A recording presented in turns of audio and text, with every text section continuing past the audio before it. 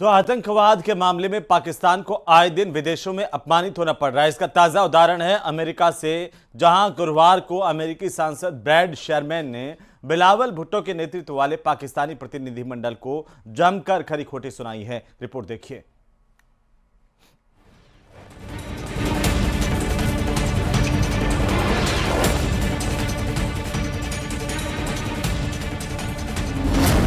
America में पाकिस्तान की international बेइज्जती। जैश ए मोहम्मद पर पाकिस्तान को अमेरिका से फटकार। आतंकवाद के खिलाफ पाकिस्तान को एक्शन लेने के निर्देश।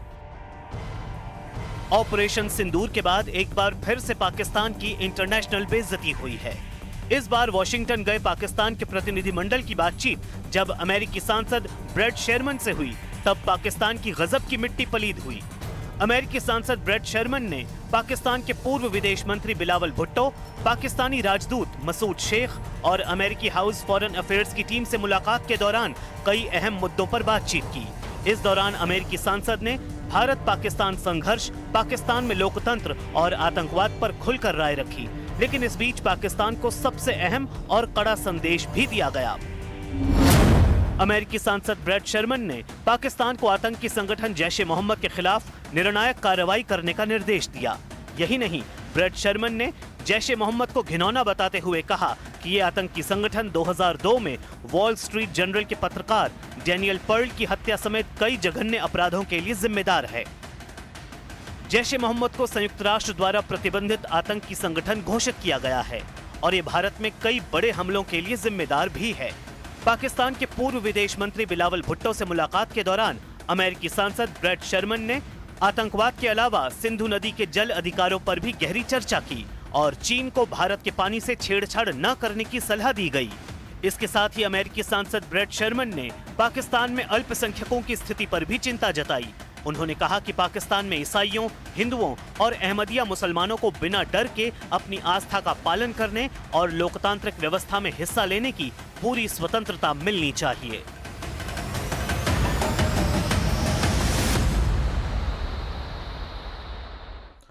तो वहीं ऑपरेशन सिंदूर के 1 महीना पूरा हो चुका है और आज ही के दिन यानी कि 7 मई को भारतीय सेना ने पाकिस्तान में ऑपरेशन सिंदूर को अंजाम देकर पाकिस्तान की सरपरस्ती में पल रहे आतंकवादियों के ठिकानों को ध्वस्त किया था। ऑपरेशन सिंदूर में न सिर्फ पाकिस्तान की तबाही हुई थी बल्कि उनके हथियारों की पोल भी खुल गई थी। खासकर उसने जो हथियार और एयर डिफेंस सिस्टम चीन से खरीदे थे वो भारतीय सेना के एक ही हमले में ध्वस्त हो गए।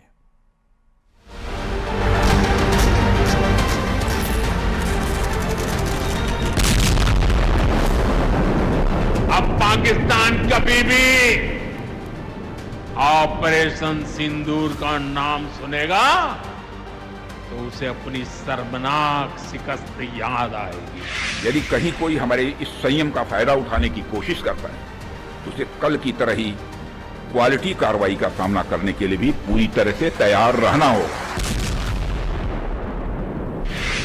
ऑपरेशन सिंदूर का 1 महीना पूरा 7 मई को हुई थी पाकिस्तान में तबाही।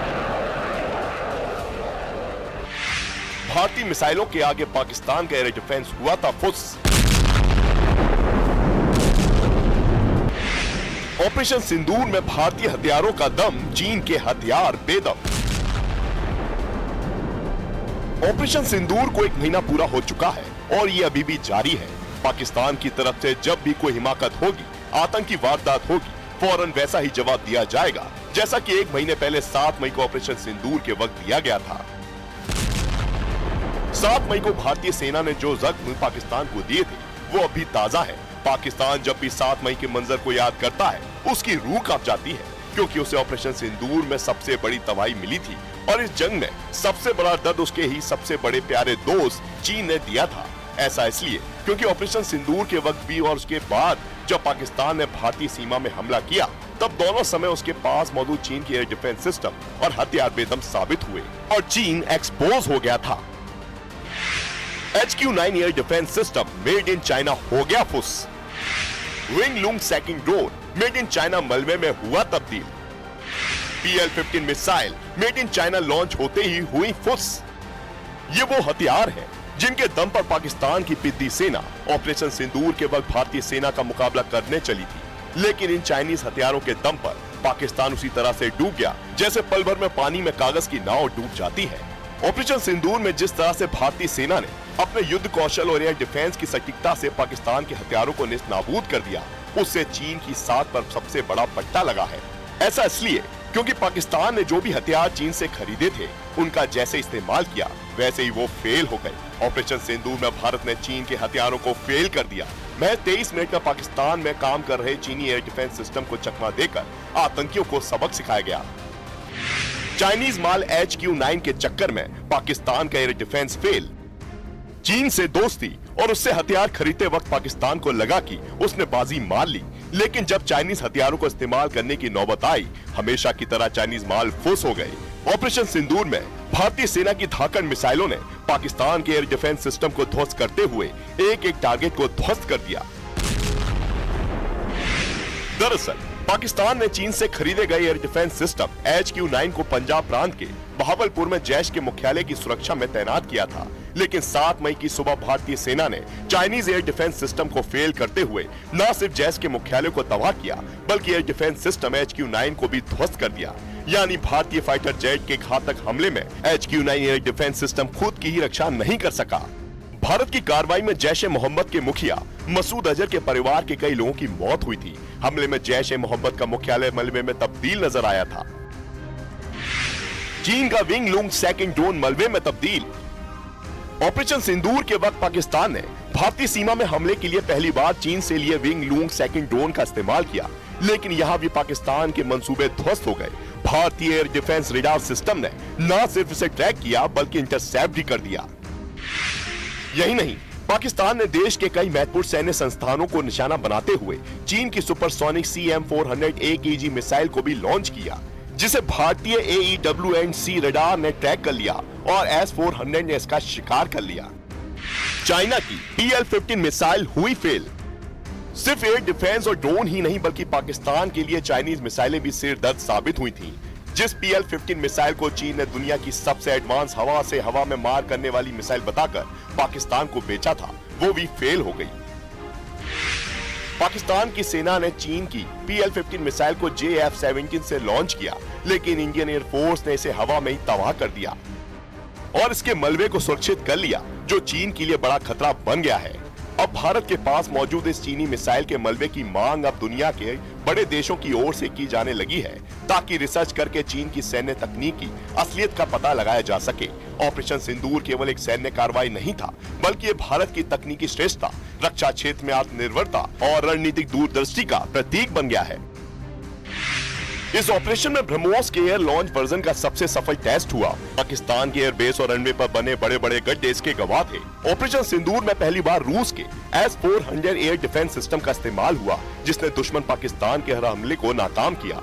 वहीं MRSAM यानी medium range surface to air missile Abhra और आकाश एयर डिफेंस सिस्टम ने अपनी ताकत दिखाई। इसके साथ ही आकाश 3 ने जंग की तस्वीर ही बदल दी। पाकिस्तान की तरफ से दागे गए सैकड़ों ड्रोन को हिट करने में आकाश 3 ने महत्वपूर्ण भूमिका निभाई थी, जबकि पाकिस्तान के पास जितने भी चाइनीज हथियार थे वो पूरी तरह से फेल हो गए। यानी पाकिस्तान के लिए वही कहावत फिट बैठ रही है कि मुझे तो अपनों ने लूटा, गैरों में कहां दम था। तो चलिए, इसी बीच बड़ी खबर मिल रही है। ऑपरेशन सिंदूर के बाद पहली बार पीएम मोदी और अमेरिका के राष्ट्रपति डोनाल्ड ट्रंप की मुलाकात होने जा रही है।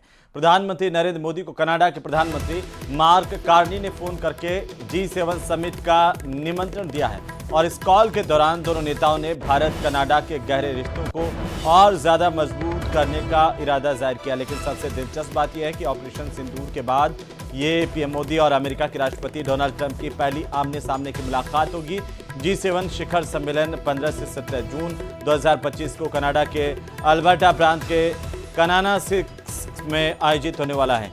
भारत 2019 से इस समिट में गेस्ट के तौर पर शामिल होता आ रहा है। बड़ी बात यह है कि हर साल G7 की मेजबानी करने वाला देश कुछ मेहमान देशों को आमंत्रित करता है। अब तक कनाडा ने भारत से पहले सिर्फ यूक्रेन और ऑस्ट्रेलिया को निमंत्रण भेजा है। बाकी किसी गेस्ट देश के नाम अब तक सार्वजनिक नहीं किए गए हैं।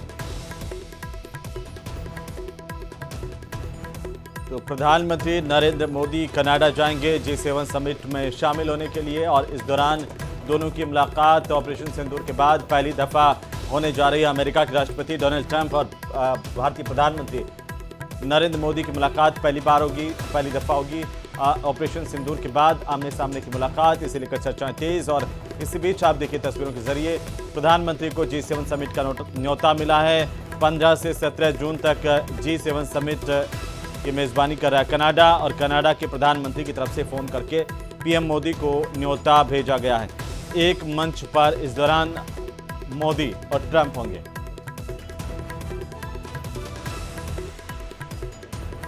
तो ये बड़ी जानकारी है इस वक्त की। आपको बता दें कि महत्वपूर्ण खबर है, प्रधानमंत्री नरेंद्र मोदी कनाडा जाने वाले हैं। 15 से 17 जून 2025 को कनाडा के अल्बर्टा प्रांत में G7 समिट का आयोजन किया जा रहा है। भारत 2019 से इस समिट में गेस्ट के तौर पर शामिल होता रहा है। बड़ी बात यह है कि हर साल G7 की मेजबानी करने वाला देश कुछ मेहमान देशों को भी आमंत्रित करता है, और अब तक कनाडा की तरफ से भारत से पहले सिर्फ यूक्रेन और ऑस्ट्रेलिया को निमंत्रण भेजा गया है। तो यूक्रेन के राष्ट्रपति भी यहाँ पर पहुँचेंगे G7 में, और ऑस्ट्रेलिया के जो राष्ट्राध्यक्ष हैं वो भी आएंगे। साथ ही बड़ी बात ये भी है कि अमेरिका के राष्ट्रपति डोनाल्ड ट्रंप भी इसमें शामिल होंगे। तो जाहिर सी बात है कि प्रधानमंत्री नरेंद्र मोदी और डोनाल्ड ट्रंप की मुलाकात भी यहाँ पर होगी।